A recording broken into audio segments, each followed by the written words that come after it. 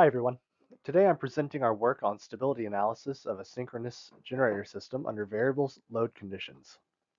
We focus on a classic single machine infinite bus, or SMIB setup, and study how key parameters such as generator inertia, damping, and excitation control parameters affect both small signal stability and time domain response. We also validate an interactive Python-based simulator against MATLAB Simulink. Power systems are constantly being pushed by changing demand. Loads switch, industrial processes vary, and faults occur. When a generator can't maintain synchronism, you can get cascading failures, voltage collapse, and large-scale outages. What makes this especially relevant today is that effective system inertia is trending downward as more generation is connected through power electronics. So we ask, as inertia, damping, and excitation settings change, how does the stability margin change? And can we explore that quickly with an open, interactive Python tool? Before we dive into the model, it helps to place this in the broader stability picture. Power system stability is often grouped into rotor angle, voltage, and frequency stability. Our work is centered on rotor angle stability, how the machine stays in synchronism with the grid. Within that, we look at small signal stability using eigenvalues, and we confirm behavior in the time domain using step disturbances. So from here on, rotor angle and speed deviation are the key signals to watch. The test bed is a standard SMIB configuration. One synchronous generator connected through reactance to a stiff infinite bus. We track rotor angle and speed deviation to capture electromechanical oscillations, and EQ and EFD for excitation dynamics.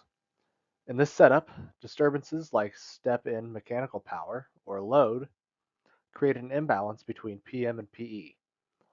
Whether oscillations decay, persist, or grow depends strongly on inertia, damping, and excitation settings. This is the intuition slide. The swing equation says rotor acceleration is driven by the mismatch between mechanical input power and electrical output power. Inertia H is the flywheel term. Bigger H means the machine resists speed change, so oscillations evolve more slowly and are easier to control. Damping, D, is the energy dissipation term. It acts like a shock absorber, pushing the oscillations to decay faster.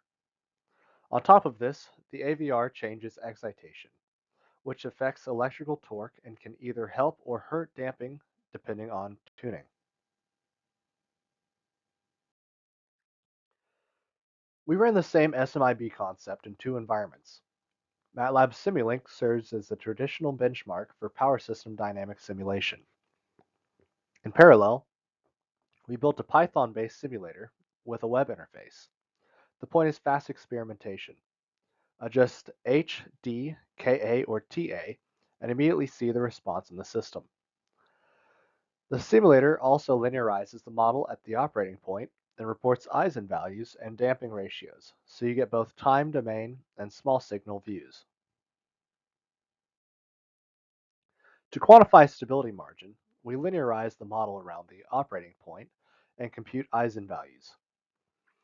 If all eigenvalues have negative real parts, the operating point is small signal stable, but the key is how close they are to the imaginary axis, because that determines how ringy the response is. The damping ratio gives a convenient measure. Below about 5%, we consider the mode lightly damped. In the case studies, you'll see the mode move from well inside the stable region to near critical, and then into instability. Case 1 is our healthy baseline. We apply a 5% step increase in mechanical power, so initially PM exceeds PE, and the rotor accelerates. Speed deviation goes positive, and rotor angle increases. As rotor angle increases, electrical power output rises, and the imbalance reduces, which naturally pulls the system back towards equilibrium. Because inertia is moderate, the acceleration is not abrupt, and because damping is adequate, the oscillatory energy is dissipated quickly.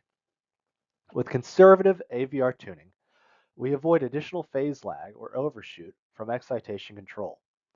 So in both time domain and eigenvalue terms, this case shows strong small signal stability and fast settling. In case 2, we intentionally reduce damping and increase AVR gain to mimic a more aggressive control setting. The disturbance produces oscillations similar to case 1, but now they decay much more slowly. Physically, lower D means there's less damping torque proportional to speed deviation, so less oscillation energy is dissipated each cycle. At the same time, higher AVR gain makes voltage correction faster, but it can introduce additional coupling and phase effects that reduce damping of the electromechanical mode. In eigenvalue terms, the oscillatory mode moves closer to the imaginary axis, which lowers the damping ratio below about 5%. So the system remains stable, but the stability margin is thin, more susceptible to further gain increases or grid weakening. Case 3 is the cautionary scenario. Here inertia is much lower, which means for the same power imbalance, the rotor accelerates more quickly. So rotor angle and speed deviation move faster and further. At the same time, damping is reduced, so the system cannot dissipate oscillation energy effectively. We also use a fast, high-gain AVR that can improve voltage regulation, but combined with low inertia and low damping, it can push the electromechanical mode into positive feedback. In eigenvalue terms, one or more modes cross into the right half plane, so the response grows rather than decays. That's why you see divergence in the time domain plot. The system loses synchronism instead of settling. This slide summarizes the story across the 3 cases. H and D are your mechanical stability budget. Higher inertia slows the response, and higher damping makes oscillations decay. Excitation control is powerful, but it's a double-edged sword. Increasing Ka or decreasing Ta can improve voltage response, but if the loop becomes too aggressive, it can reduce damping of the electromechanical mode. So across our cases, we move from a strongly stable operating condition to lightly damped near critical behavior. And finally, to instability, where inertia and damping are low and the AVR is aggressive. A quick point on why the Python work is useful. Yes, matching MATLAB is important for credibility, but the bigger value is interactivity and accessibility. With a web interface, you can change HD or excitation settings and immediately see what happens to oscillations and stability margins. That's powerful for education, for building intuition about tuning trade-offs. And because the tool is built on open libraries, it lowers the barrier for students or teams who don't have access to proprietary environments.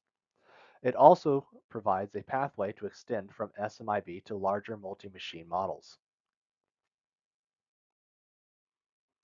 To close the loop, here's why this matters now.